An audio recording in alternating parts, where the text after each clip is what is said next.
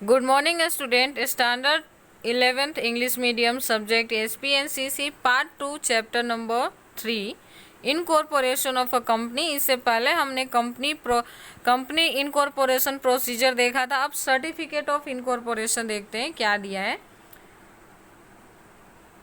एक minute. Okay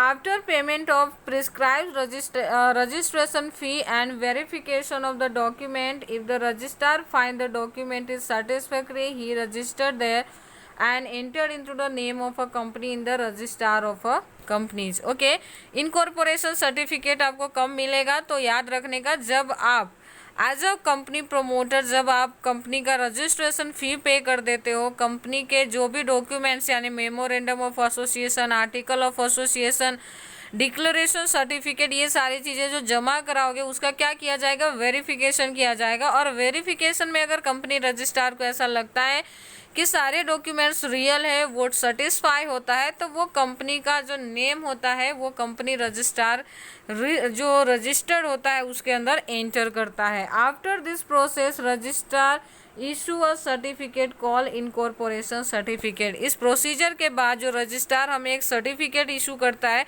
उसको हम कहते हैं इनकॉर्पोरेशन सर्टिफिकेट। तो ये डेफिनेशन था, आपको ये भी याद रखना है। The life of a company commences from the date mentioned in the certificate of incorporation.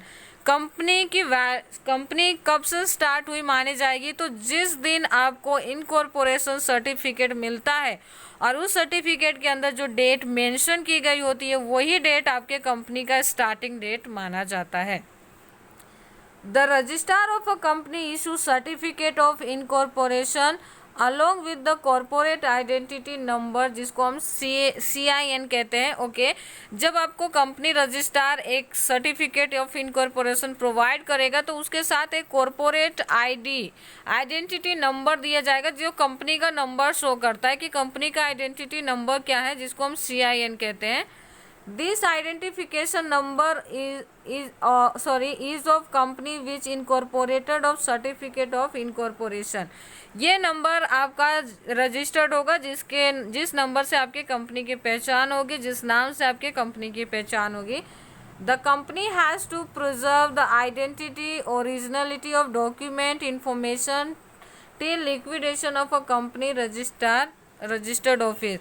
और कंपनी को हम कब तक फॉर्मेशन में मानेंगे? जब तक कि आप कंपनी को लिक्विडेशन, यानी लिक्विडेशन क्या होता है? तो क्लोजर को प्रोसीजर को हम लिक्विडेशन कहते हैं, यानी कंपनी बंद होने की जो प्रक्रिया में एंटर करती है उसको हम लिक्विडिटी प्रोसीजर कहते हैं। और उस दिन तक वो नंबर और वो जो आपको इनकॉर्पोरेशन सर्टिफिकेट मिला है वो आपकी आइडेंटिटी की तरह, आपके पहचान की तरह काम करेगी। तो ये था हमारा चैप्टर इनकॉर्पोरेशन ऑफ कंपनी जो फिनिश होता है। चलो एक बार एक्सरसाइज देख लेते हैं क्या दिया हुआ है।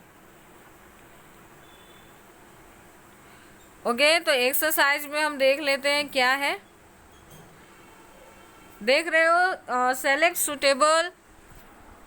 suitable options from the given options. Which of the following is not a characteristics of a company? इसमें से कौन सा कंपनी का कैरेक्टरिस्टिक्स नहीं है?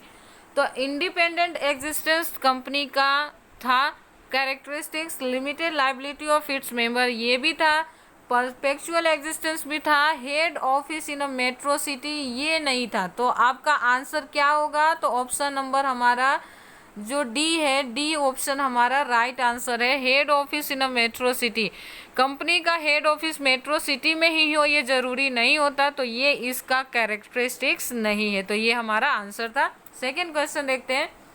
Which of the following documents are not required to given the registrar of a company at the incorporation stage of a company? Company के incorporation certificate receive करने के लिए कंपनी रजिस्ट्रार को कौन सा डॉक्यूमेंट देना ज़रूरी नहीं है?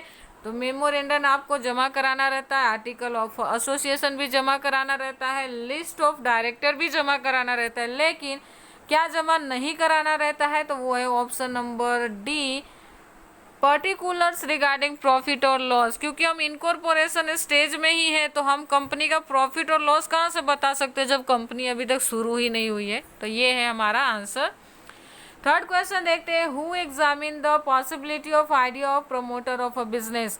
कौन बिजनेस के जो एग्जामिन करता है बिजनेस के आइडिया की पॉसिबिलिटी की, कि जो आइडियाज दिया है प्रमोटर ने वो काम कर सकता है या नहीं, तो वो है हमारे एक्सपर्ट करते हैं, जो मैंने आपको बीच में बताया हुआ था।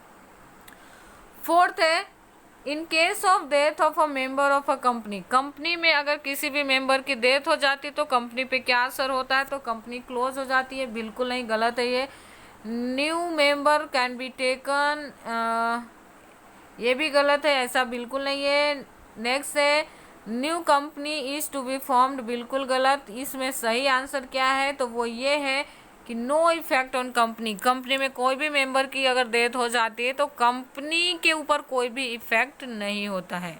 ओके, यहाँ पे नेक्स्ट क्वेश्चन देखते हैं, who can issue certificate of incorporation. तो registrar of a company issue certificate of incorporation, company registrar होता है ना, वो इशू करता है। हु इज कॉल्ड प्रमोटर, तो जो आइडियाज लाता है उसके ऊपर वर्क करता है, उसकी पॉसिबिलिटी को चेक करवाता है, वही होता है कंपनी का प्रमोटर। तो ये सारे चीज़ों का मैं पीडीएफ आपको सेंड कर दूंगी, और आपको एक्सरसाइज के एवरी क्वेश्चंस हमेशा नोटबुक में लिखने रहेंगे। Thank you.